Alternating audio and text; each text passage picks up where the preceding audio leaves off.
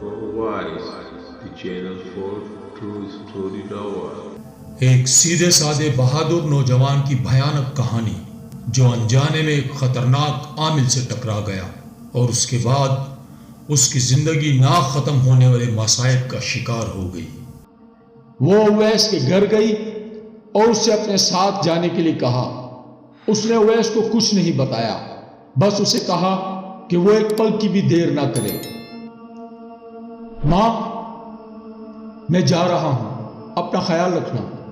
اویس نے روحا کے ساتھ تیز تیز قدم بڑھاتے ہوئے اونچی آواز میں کہا۔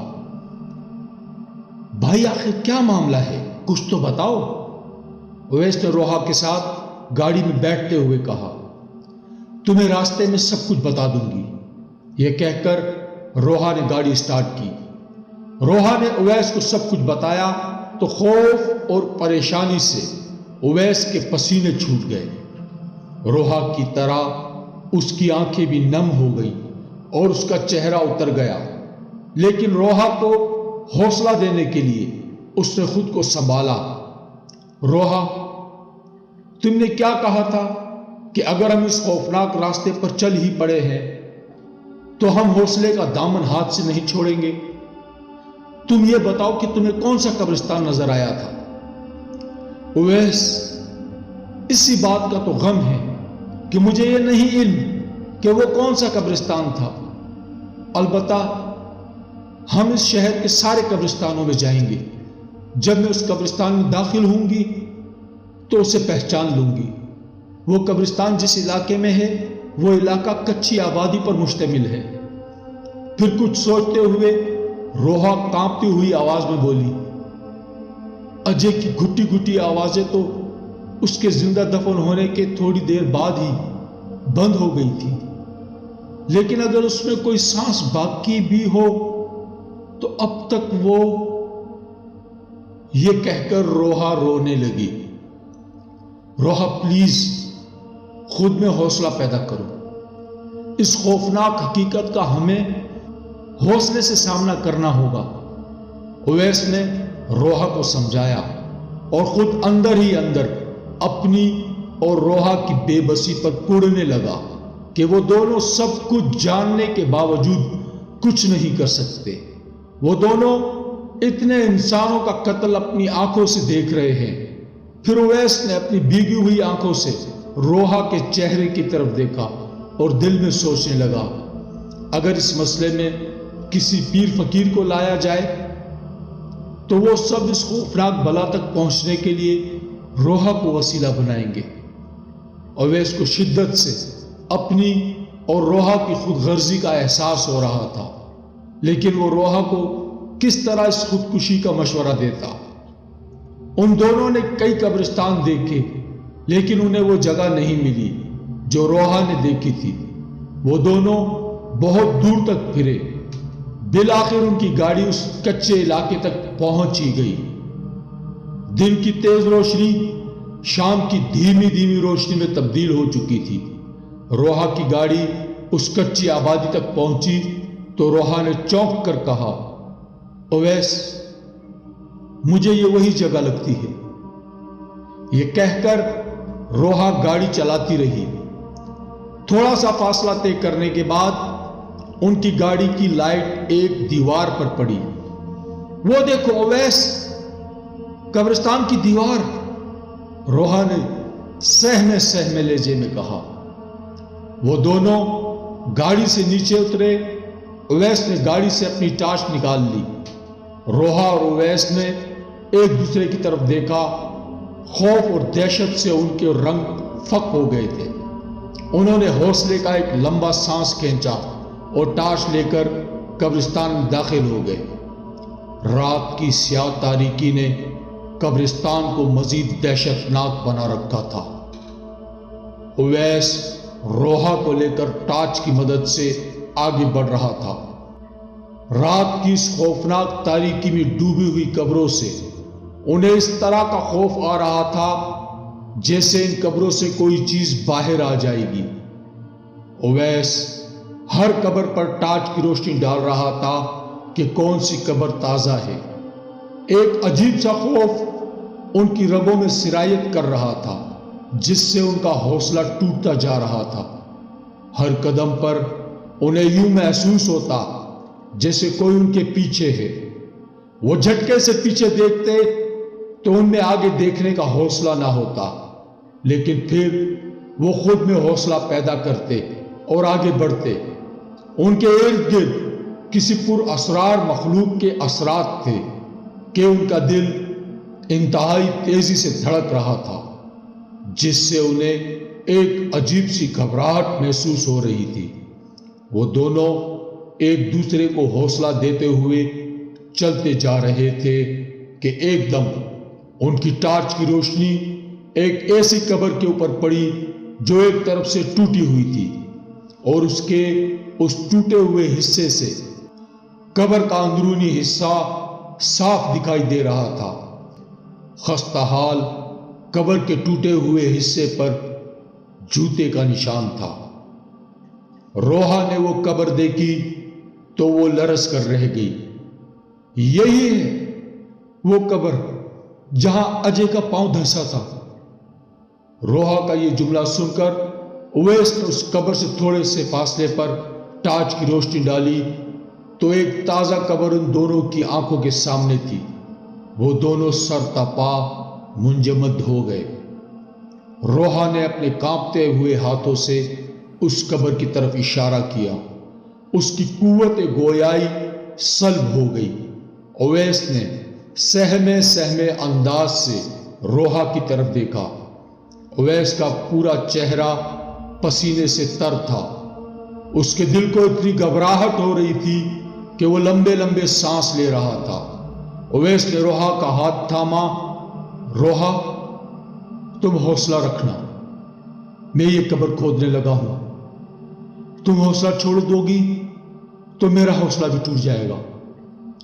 روحا خاموشی سے اویس کی طرف دیکھ رہی تھی۔ خوف اور دہشت سے اس کے پاس الفاظ ہی ختم ہو گئے تھے کہ وہ اویس کو اس خوفناک کام کے لیے حوصلہ دے سکے۔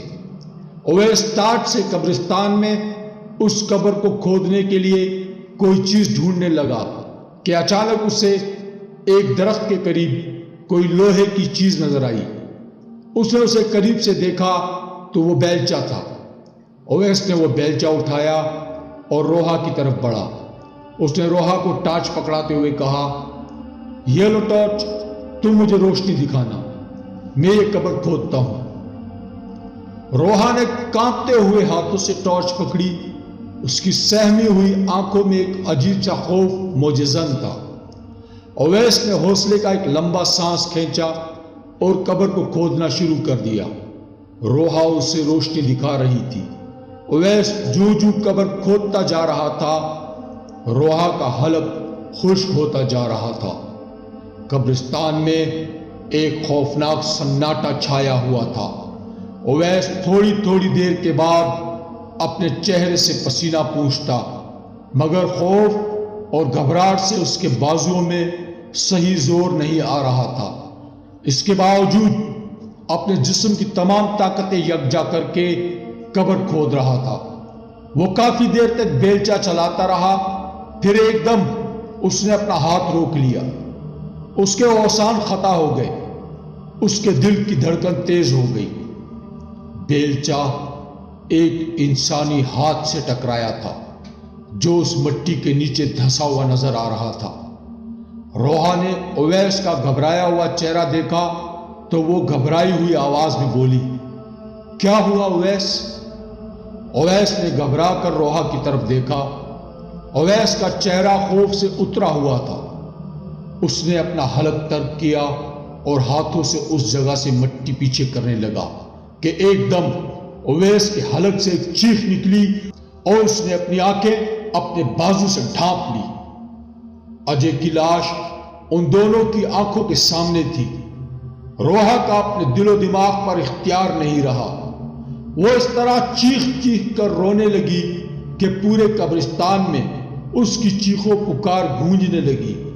وہ اونچی آواز میں چیخنے لگی، سمسام، تم اور کتنے خون کرو گے؟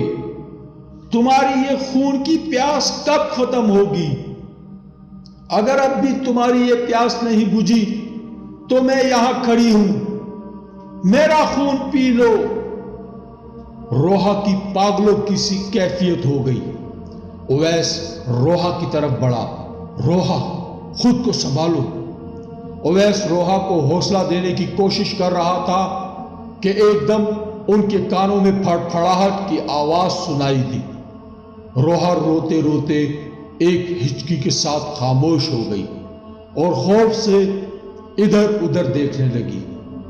قبرستان کی اس خوفناک تاریکی میں ایک طرف اجے کی لاش تھی اور دوسری طرف پروں کی پھڑپھڑاہٹ کی آواز۔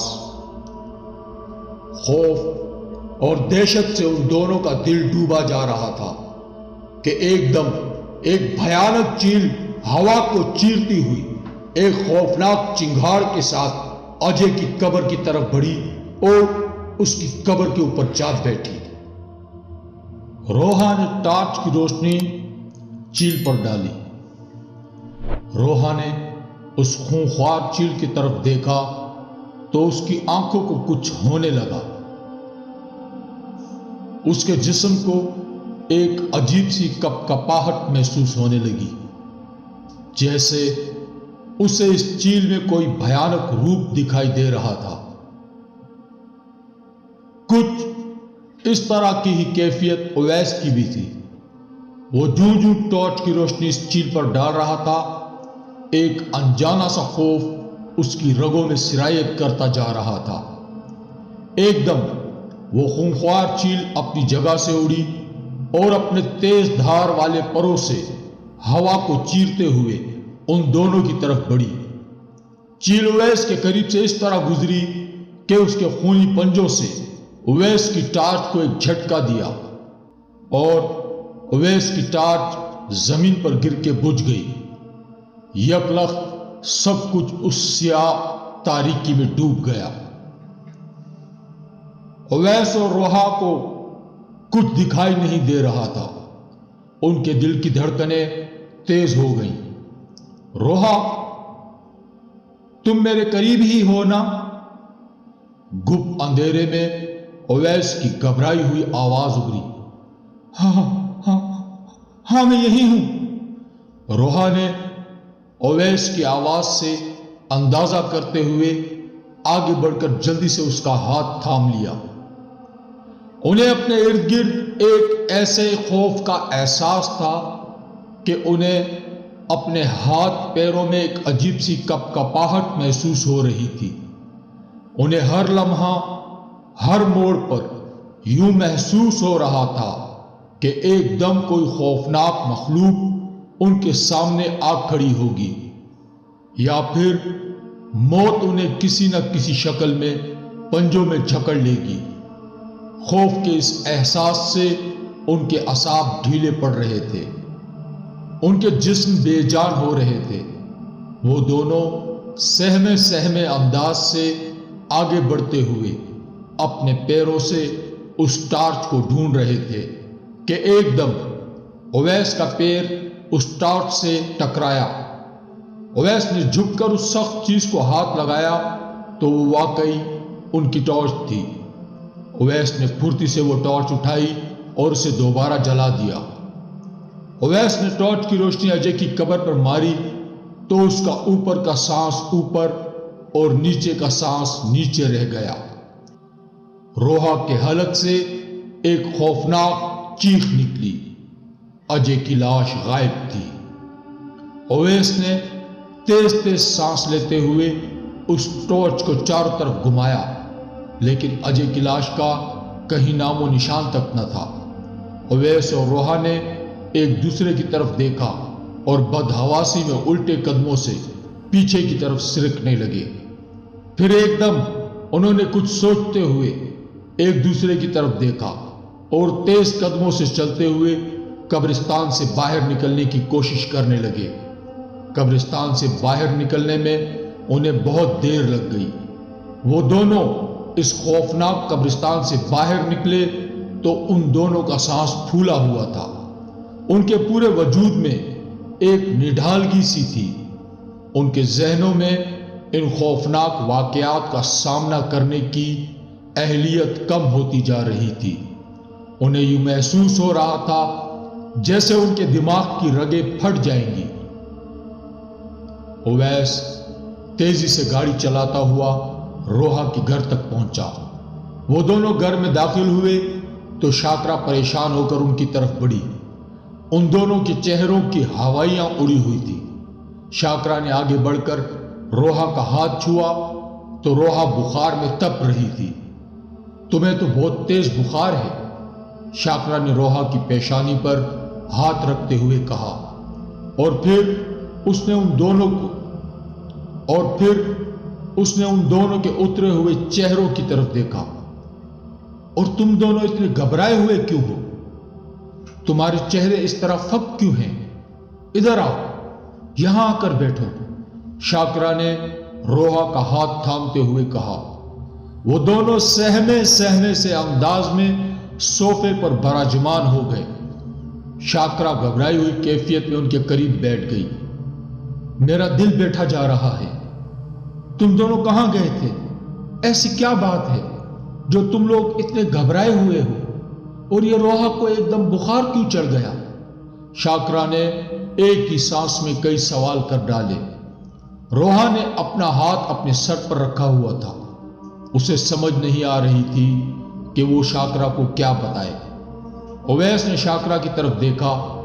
آج ایک اور معصوم انسان اس خوفناک بلا کی ظلم کی بھیٹ چڑھ گیا۔ اویس کی زبان سے یہی جملہ ادا ہو سکا اور کچھ بتانے کی اس میں ہمت نہ پڑی۔ اویس کی بات سن کر شاکرا کی آنکھوں میں سرخی جھانکنے لگی۔ اس نے گلوگیر آواز میں پوچھا، تم کس کی بات کر رہے ہو؟ اجے کی، اویس نے آنکھیں جھپکاتے بیٹھی ہوئی آواز میں کہا۔ او میرے خدایا! شاکرا نے اپنی آنکھوں کے آگے ہاتھ رکھ لیا۔ تھوڑی دیر کے بعد اس نے اپنی آنکھوں کے آگے سے ہاتھ اٹھایا تو اس کا پورا چہرہ آنسوؤں سے بھیگا ہوا تھا۔ پھر اس نے اپنی بھیگی ہوئی آنکھوں سے اویس کی طرف دیکھا۔ اویس، تم اور روحا اس خوفناک معاملے سے دور کیوں نہیں ہو سکتے؟